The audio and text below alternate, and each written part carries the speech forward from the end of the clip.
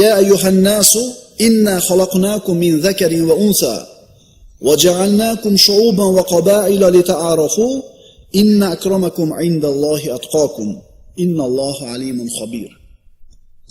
Ey insonlar, deydi Alloh taolo Qur'onda. Dar haqiqat biz sizlarni bir erkak va bir ayoldan yaratdik. Odam va Havvodan. Hamda bir-birlaringiz bilan tanishinglar, do'stu birodar bo'lishinglar uchun sizlarni turli tuman xalqlar va qabila elatlar qilib qo'ydik. Millatlarning har xil bo'lishi, har xil bir millat vakillarini bor bo'lishligi dan hikmat lita'arafu, bir-biringlar bilan tanishishinglar va do'stu birodar bo'lishinglar. Endi qarang. Shu millatlarda, shu elatlarda Allohga yoqimliroq qaysinisi? Inna akramakum 'indallohi atqakum. Allohning huzurida taqvodorroq bo'lganinglar hurmatlirog'inglar. Bu yerda arab hammadan ustun, ajamlar arabdan past degan emas.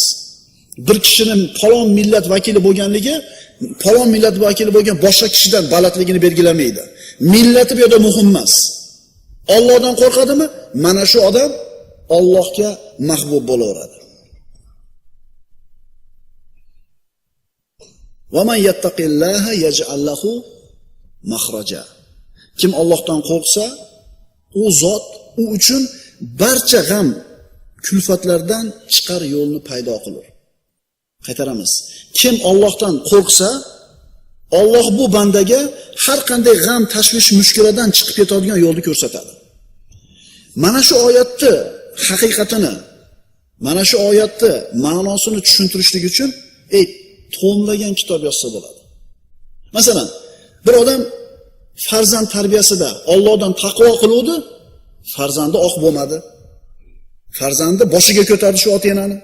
Yana bir odam uylanishlikda, ayol tanlashlikda Allohdan taqvo qiluvdi, oilasi baxtli bo'ldi. Buzilib ketmadi oilasi. Pul topishda bir savdogar taqvo qiluvdi, tijoratidan barakat topdi. Bankrot bo'lmadi. Allohga iymon keltirgandan keyin qilayotgan har bitta ishida taqvo qilgan odam ikki dunyo saodatiga yetadi.